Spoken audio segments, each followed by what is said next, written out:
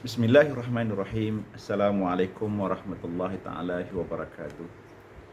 Selamat sejahtera, selamat menyambut Hari Raya Aidilfitri buat teman-teman, sahabat-sahabat, tuan-tuan yang dikasihi dan dihormati sekalian. Alhamdulillah, pada hari ini kita telah mencapai kejayaan. Kejayaan menunaikan puasa Ramadan selama 1 bulan dan kejayaan menunaikan segala perintah dan suruhan di dalam bulan Ramadan, dan alhamdulillah pada hari ini kita berjaya dan menyambut kemenangan hasil daripada usaha yang kita lakukan. Sahabat-sahabat, teman-teman yang dikasihi dan hormati sekalian, kejayaan kali ini sangat bermakna. Untuk pertama kalinya dalam kehidupan kita, ia merupakan satu kenangan sejarah yang dicatat sebagai satu pengalaman yang mungkin tidak akan berulang untuk kali yang kedua. Justru teman-teman, sahabat-sahabat yang dikasihi dan hormati sekalian, jadilah kenangan pada hari ini sebagai satu kenangan seumur hidup yang boleh menjadi inspirasi kepada diri kita sendiri dan juga keluarga kita dalam menghalangi cabaran kehidupan pada masa yang akan datang. Teman-teman, sahabat-sahabat, tuan-tuan, puan-puan, ayah ibu yang dikasihi dan dihormati sekalian, dalam pertemuan kali ini kita ingin berkongsi tentang apa yang kita rasa pada hari ini, apa yang kita telah lalui dan apa yang menjadi kenangan dalam kehidupan kita yang boleh mendorong kita ke arah yang lebih baik dalam membina kehidupan kita, diri kita, keluarga kita, masyarakat kita, negeri kita dan juga negara kita. Dan justru pada hari ini yang mulia ini, Hari Raya Aidilfitri, sesuatu yang sangat istimewa pada diri kita setelah berlalunya Ramadan. Dan mudah-mudahan Ramadan yang lalu itu adalah Ramadan yang terbaik bagi kita dalam kehidupan kita.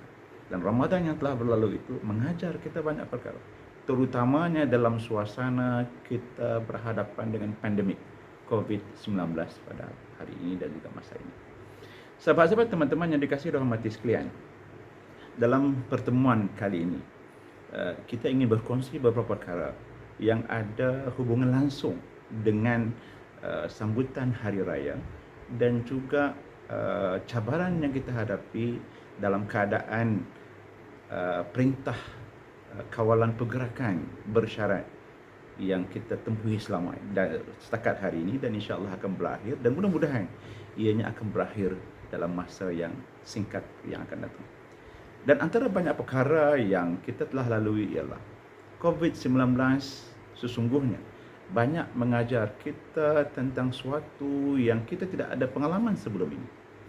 Perkara pertama yang menjadi hakikat dalam kehidupan kita ialah apabila berlakunya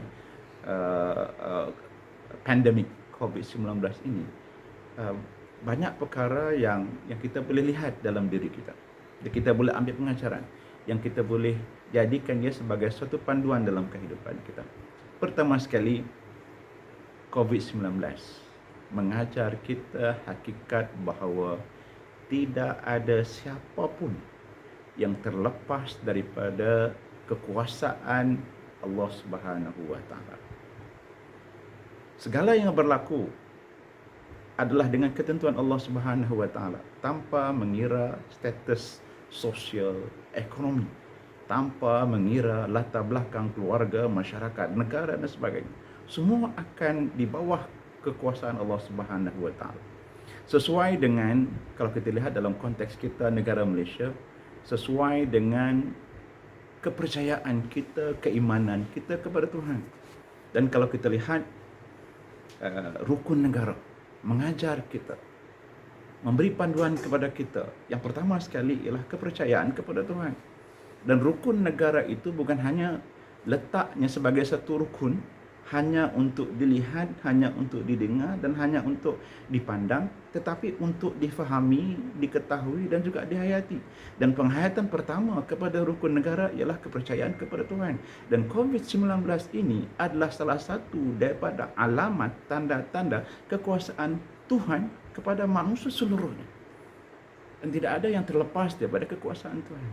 Justru inilah hakikat yang kita perlu fahami apabila berlakunya pandemik COVID-19 ini, Dan mudah-mudahan ia akan menguatkan kefahaman kita, kepercayaan kita, pegangan kita bahawa inilah kehendak yang berlaku di sisi Tuhan atas dasar kepercayaan kita kepada Tuhan yang Esa. Bagi kita umat Islam, alhamdulillah, inilah yang menjadi pegangan kita, dan inilah yang menjadi kepercayaan kita, dan inilah yang menjadi latar belakang kehidupan kita, kepercayaan dan keimanan kepada Tuhan bahawa segalanya ditentukan oleh Allah Subhanahu Wa Taala. Dan dalam masa yang sama, justru setiap ketentuan itu tidak sia-sia. Tidak akan berlaku sesuatu sia-sia, melainkan ada sesuatu yang Allah, Tuhan yang Maha Esa memberi kita suatu pengajaran yang mungkin kita boleh belajar, yang kita boleh cari hikmah di sebalik setiap perkara itu. Dan inilah yang berlaku dalam diri kita. Sahabat-sahabat, teman-teman yang dikasihi dan dihormati sekalian, ini rukun negara kita yang pertama. Baik. Perkara kedua, kalau kita lihat dari segi konteks pengajaran ataupun apa yang kita boleh ambil iktibar daripada pandemik COVID-19 ini ialah hakikatnya kita perlu banyak bersyukur. Sahabat-sahabat, teman-teman yang dikasihi dan rahmati sekalian, bersyukur tidak semudah kita mengucapkan. Memang mudah kalau kita kata, oh kita mesti bersyukur, oh kita mesti berterima kasih, oh kita mesti menghargai dengan apa yang kita ada. Itu ungkapan-ungkapan yang enak di telinga, tetapi sukar untuk dilaksanakan, sukar untuk dihayati. Tetapi dengan adanya, apabila berlaku pandemik COVID-19 ini, hakikatnya ialah kita perlu memahami konsep bersyukur itu bukan hanya dalam bentuk rangkai kata bersyukur, bukan hanya dalam bentuk suruhan dan perintah untuk kita bersyukur, malah kita perlu bersyukur dalam usaha untuk kita merasa tenang dalam kehidupan kita. Justru kalau kita tidak bersyukur, kita akan kesah, kita akan gelisah dan sebagainya. Dan dalam konteks COVID-19 ini, kita harus bersyukur dengan apa yang kita ada.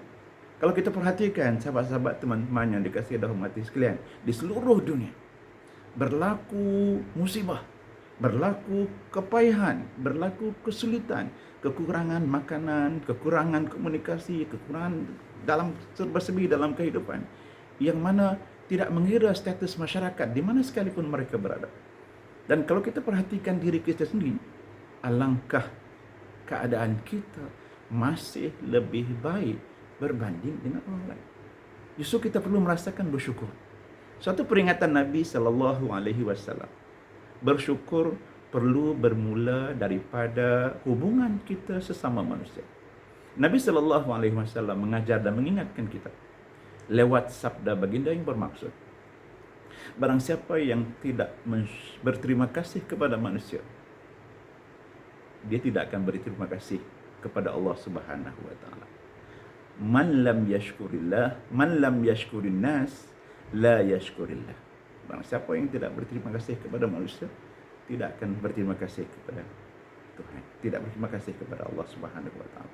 Jadi sahabat-sahabat, teman-teman yang dikasihi dan hormati sekalian, belajar bersyukur bermula daripada keinginan kita, rasa hati kita bersyukur dan berterima kasih dengan sesama manusia. Bersyukur dan berterima kasih dengan sesiapa-siapa yang ada bersama-sama kita. Biar sekecil manapun sumbangan mereka, biar sekecil manapun pemberian mereka, biar sekecil manapun keterlibatan mereka bersama-sama kita, perlulah berterima kasih dan perlulah rasa bersyukur dan sebagainya.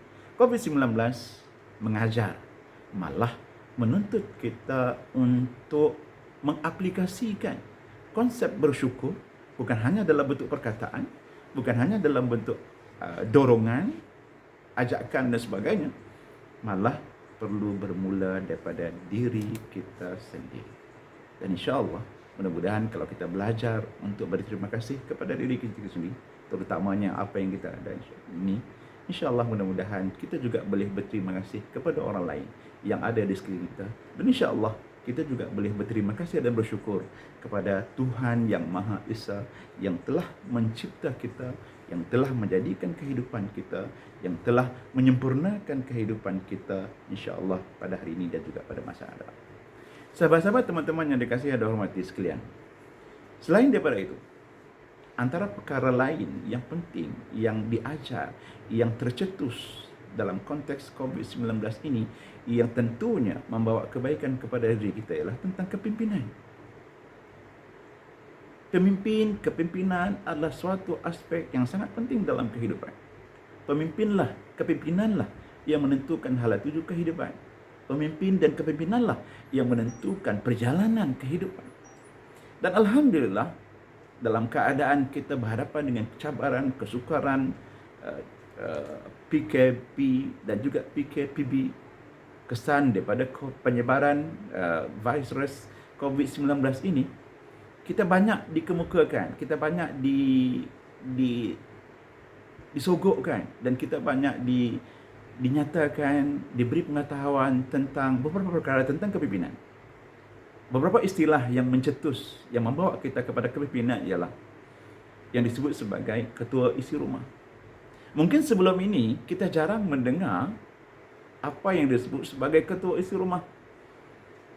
Bukanlah menjadi suatu yang disebarkan secara umum untuk masyarakat. Tetapi pada hari ini, kita mengetahui bahawa ketua isi rumah memainkan peranan penting dalam kehidupan. Tanggungjawab keluarga bergantung dan terletak di atas bahu ketua isi rumah. Sehingga kan pertanggungjawaban menjaga rumah, menjaga keluarga itu adalah di bawah tanggungjawab ketua isi rumah. Sehingga nak keluar, nak beli makanan, nak beli keperluan terletak di bahu ketua isi rumah.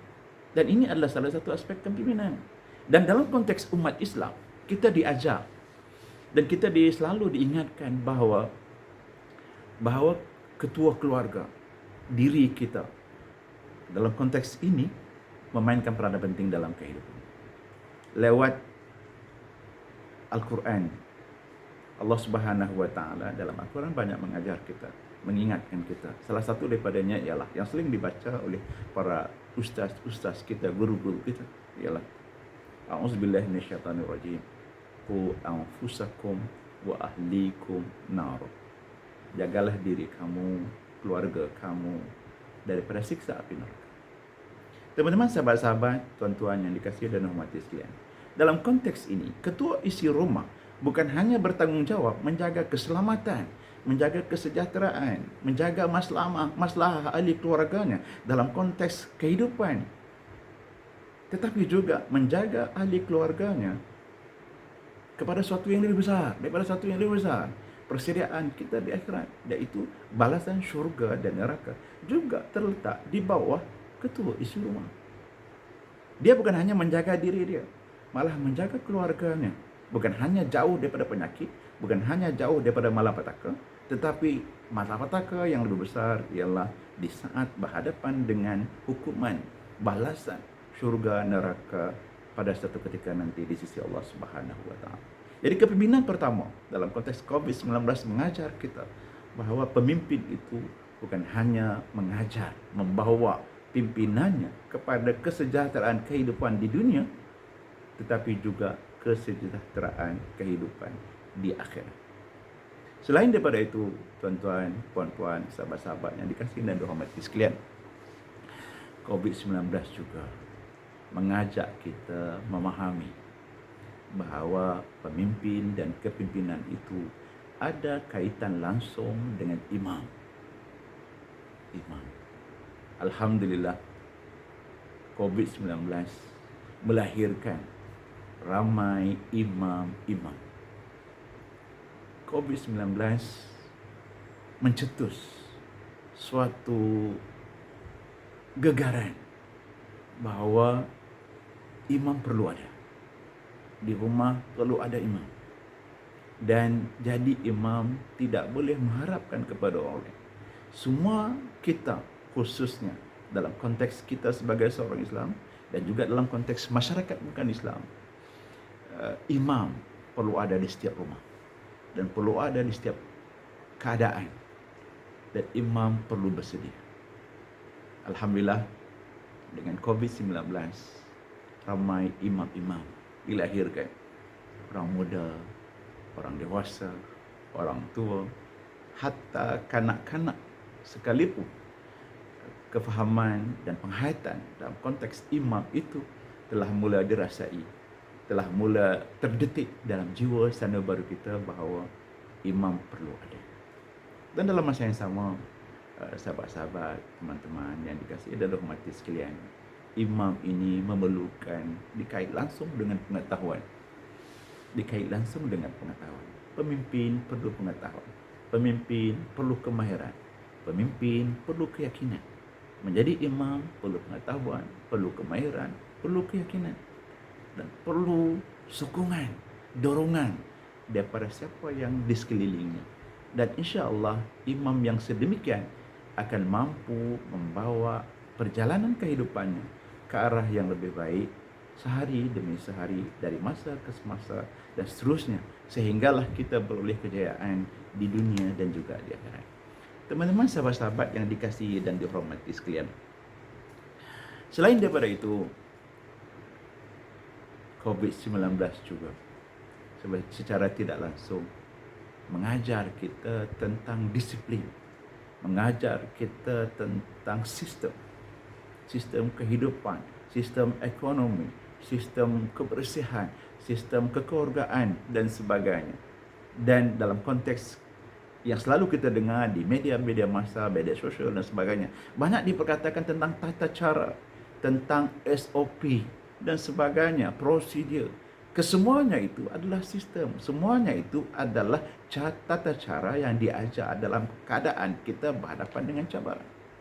Tetapi dalam konteks Islam, kita diajar tentang sistem kebersihan, sistem kekeluargaan, sistem pengurusan dan sebagainya awal-awalnya. Hatta perkara yang kecil sekalipun dilaksanakan dalam suasana yang bersistem, dalam suasana yang berdisiplin. Macam mana nak jaga kebersihan, macam mana nak berwudu, macam mana nak mandi, macam mana nak berinteraksi, semuanya berada dalam satu sistem yang telah ada dalam Islam, yang telah diajar dalam konteks Islam. Cuma sejauh mana kita menggali, sejauh mana kita melihat, sejauh mana kita memahami, dan sejauh mana kita menghayati apa yang diajar itu untuk kita laksanakan dalam kehidupan, dan kesannya akan dinikmati setelah kita melaksanakan secara bersungguh-sungguh dalam kehidupan kita. Jadi sistem ini, tata cara ini diajar, terpaksa difahami oleh kita dalam konteks COVID-19 ini, supaya kita sentiasa menjaga tata cara, SOP dan sebagainya dari sudut kebersihan. Dan alhamdulillah, sahabat-sahabat, tuan-tuan, puan-puan yang dikasihi rahmati sekalian, dalam konteks kita sebagai orang Islam, antara aspek yang penting yang ada kaitan langsung dengan penyakit, kebersihan dan sebagainya ini adalah bagaimana kita disuruh untuk menjaga kebersihan diri kita.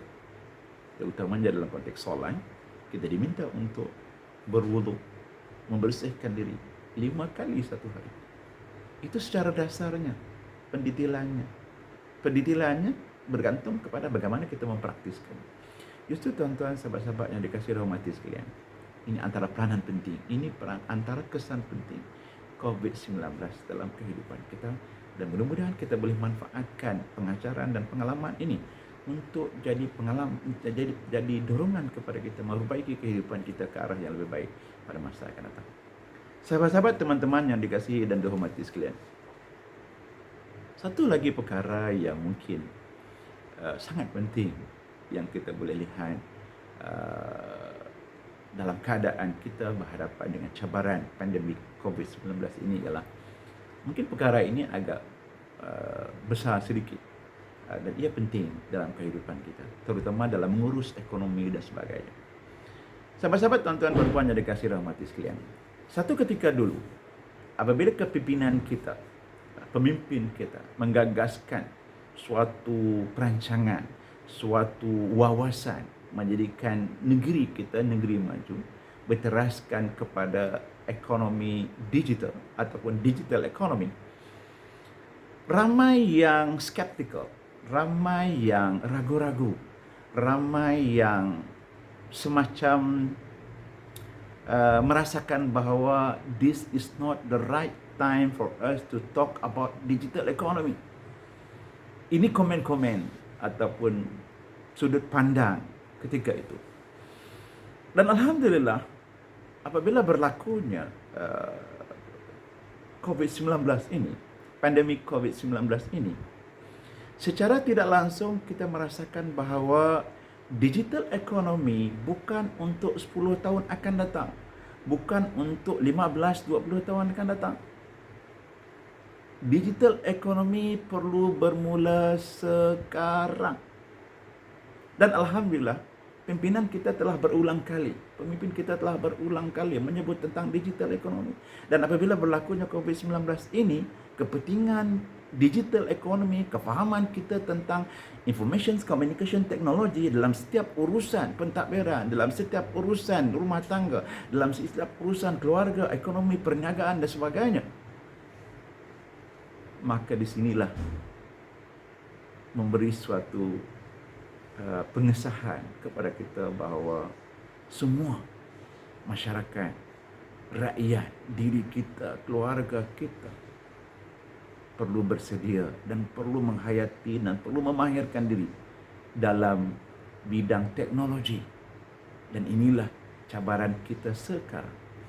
Dan apabila berlakunya COVID-19 ini, semua orang bercakap tentang bagaimana nak laksanakan kegiatan ekonomi, bagaimana nak laksanakan urusan jual beli, bagaimana nak laksanakan urusan kekeluargaan, hatta untuk melangsungkan perkahwinan sekalipun dalam keadaan PKPB ini memerlukan satu teknologi secara dalam talian online untuk berkahwin dan sebagainya. Mengapa ini timbul? Kerana inilah teknologi. Dan ini tidak perlu menunggu 5 tahun, 10 tahun akan datang. Sekarang pun kita merasakan bahawa keperluan untuk memperlengkapkan diri dengan prasarana dan juga kemahiran serta ilmu berkaitan dengan teknologi adalah sangat mendesak. Terutama sekali sahabat-sahabat, tuan-tuan, puan-puan yang dikasihi dalam umat Islam.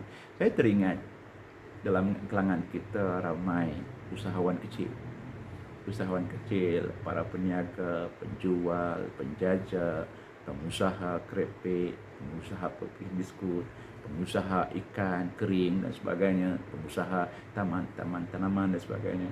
Sekarang ini berhadapan dengan masalah cabaran bagaimana nak memasarkan hasil pertanian mereka, bagaimana untuk mendapatkan bekalan, bagaimana untuk menyediakan bahan mentah dan sebagainya, bagaimana untuk memperluaskan pasaran, bayaran dan sebagainya.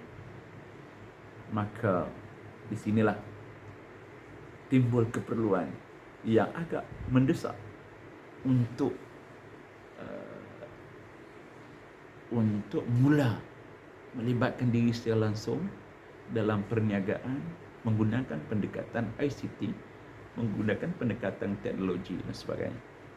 Dan inilah yang sebahagian daripada maksud digital economy. Dan inilah tuntutan kepada gagasan kepimpinan kita untuk memajukan diri kita, keluarga kita dan negeri kita, negara kita berteraskan ekonomi digital. Dan ini keperluan yang semakin mendesak dari masa ke semasa. Dulu kita merasakan bahawa usahawan kecil di kampung, di daerah dan sebagainya sukar untuk nak menggunakan kemudahan. Dan mereka masih merasakan bahawa masih ada pilihan lain dalam mengurus dan memajukan kegiatan ekonomi Malaysia tanpa menggunakan teknologi ICT dan sebagainya. Tetapi apabila berlakunya pandemik COVID-19 ini, barulah difahami secara jelas dan nyata digital ekonomi sebenarnya bukan pilihan.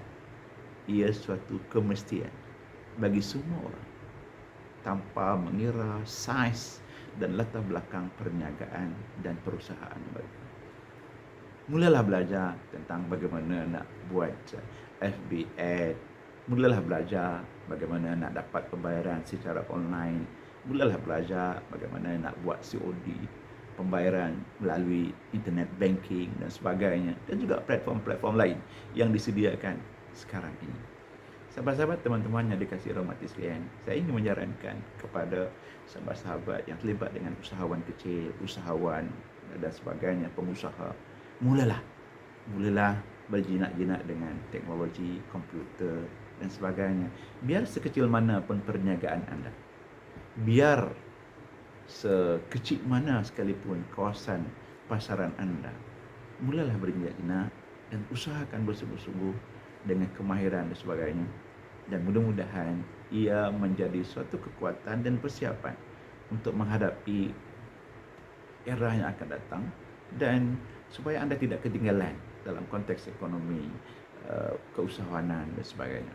Sahabat-sahabat, teman-teman yang dikasihi dan dirahmati sekalian, setakat ini dulu pertemuan kita. InsyaAllah dengan izin Allah kita berjumpa lagi pada masa yang datang. Wabillahi taufiq wal hidayah. Selamat Hari Raya. Maaf saya batin. Wassalamualaikum warahmatullahi wabarakatuh.